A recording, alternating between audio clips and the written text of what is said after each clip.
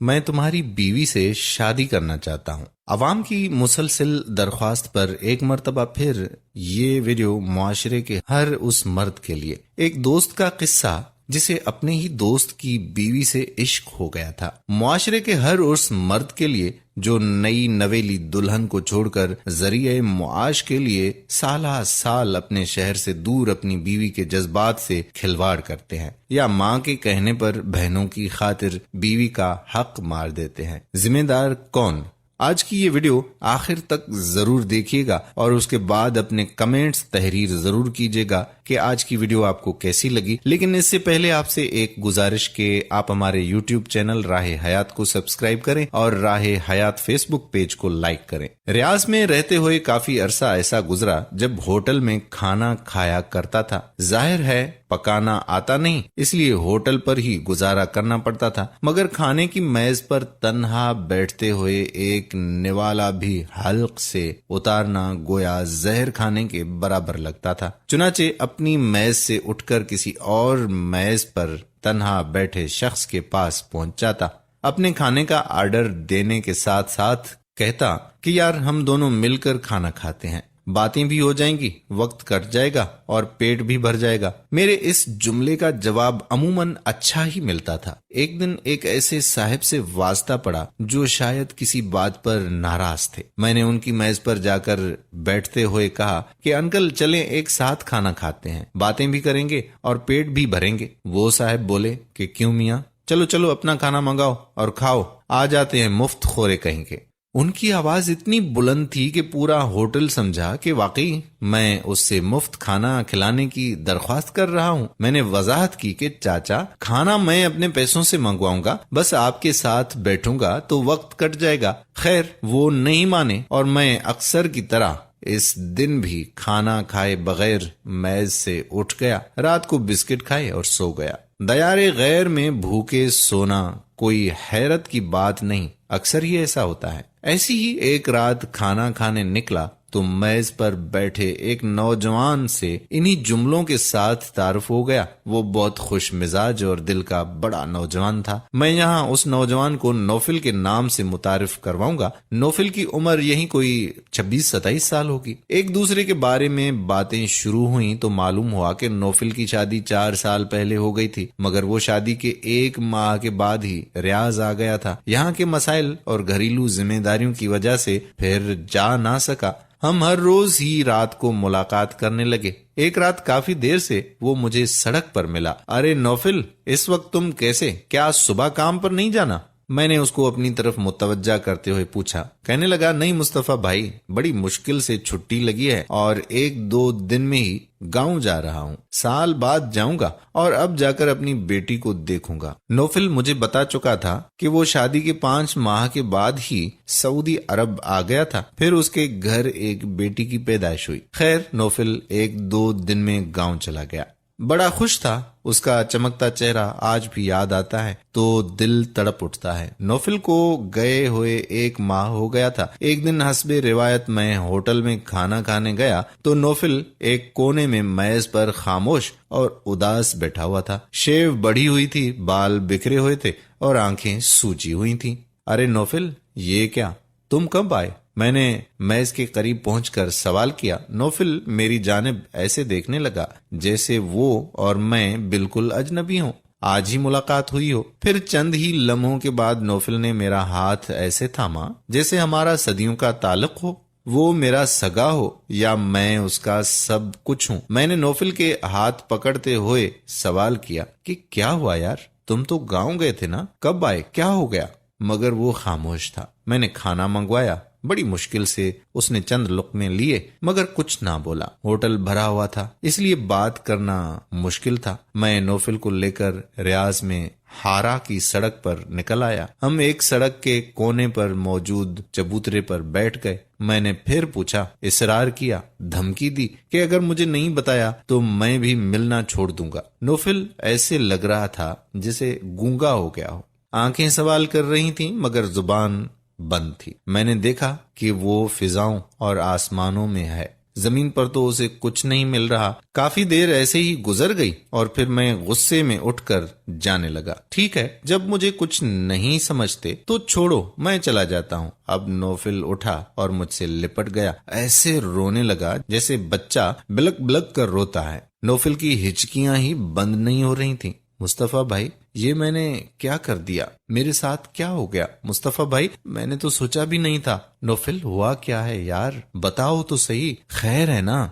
मुस्तफा भाई, मेरी बीवी ने मुझसे तलाक ले ली है। ये कहकर नौफिल फिर रोने लगा।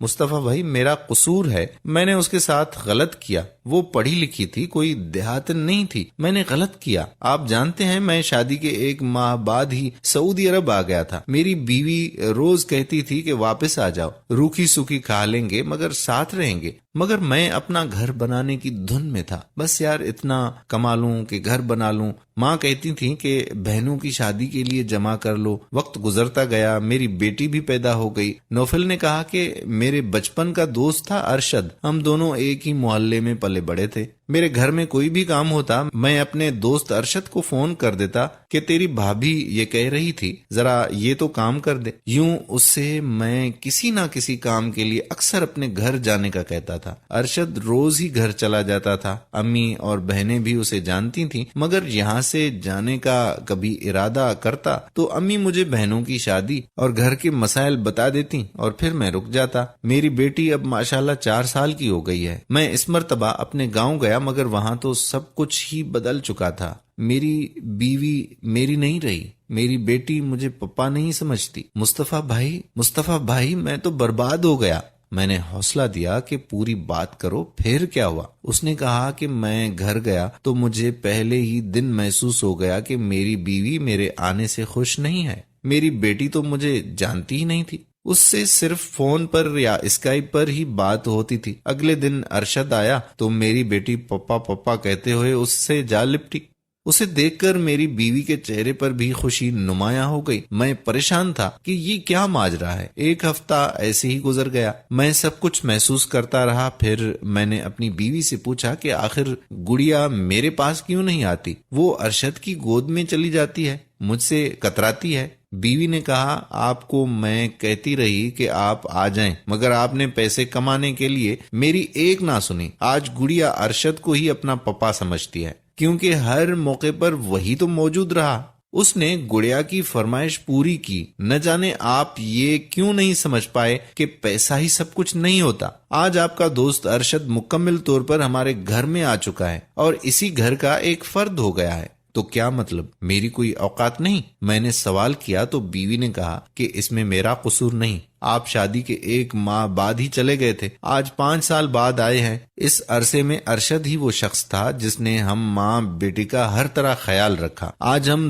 दोनों में ज़हनी हम आहंगी है और हम एक साथ रहने का फैसला कर चुके हैं। मैं ये सुनकर सकते में आ गया। मैंने कहा कि तुम जानते हो तुम क्या कह रहे हो? मैंने चीखते हुए पूछा कि बीवी ने कहा, हाँ मैं जानती हूँ, मगर मैं मजबूर हूँ। मैं अब आपके साथ नहीं रह सकती। मेरे दिल में अब आपके लिए कोई जगह नहीं है। अरशद भी यही चाहते हैं, आप मुझे छोड़ दें ताकि हम नई जिंदगी शुरू कर सकें। मैं सीधा अरशद के पास गया और पूछा कि तुमने ये क्या किया? मेरे ही घर में डाका डाल दिया। अरशद ने जवाब दिया कि मैंने कोई डाका नहीं डाला। तुम अपने घर की रखवाली कहाँ कर रहे थे? तुम तो अपना घर मेरे हवाले करके गए थे, और जो रखवाली करता है वही घर का मालिक होता है। मैं मुजरिम हूँ, मगर मुझसे बड़े मुजरिम तो तुम हो।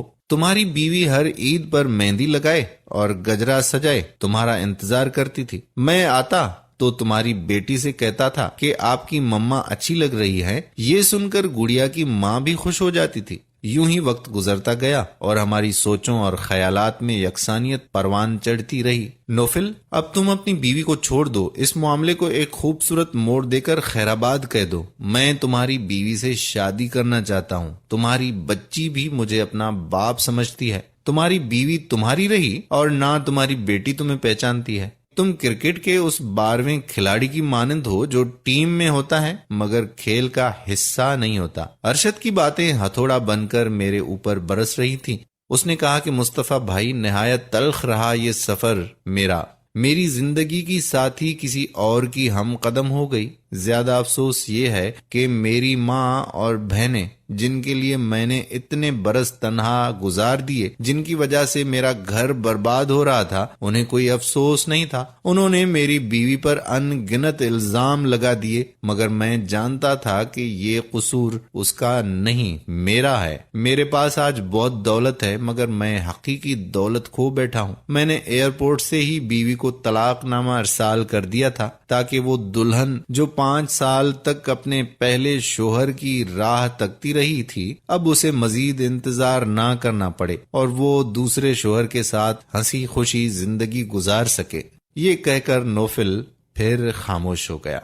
हारा की सड़क पर रात के 2 बजे सनसनाती गाड़ियां मुझे खौफज़दा कर रही थी। नौफिल के अंदर से उठने वाला शोर तन्हाई में मजीद इजाफा कर रहा था। मेरे पास नौफिल के लिए कोई अल्फाज नहीं थे। मैं उसे घर जाने की तलकीन करते हुए वापस अपने कमरे में आ गया। उस दिन के बाद नौफिल नजर नहीं आया। फिर कई माह बाद होटल से ही मालूम हुआ कि नौफिल अब दुनिया में नहीं रहा। न जाने इस कहानी में नौफिल कसूरवार था, उसकी बीवी गुनहगार थी, या अम्मी और बहनों ने अपनी ख्वाहिशात के लिए एक घर बर्बाद कर दिया था।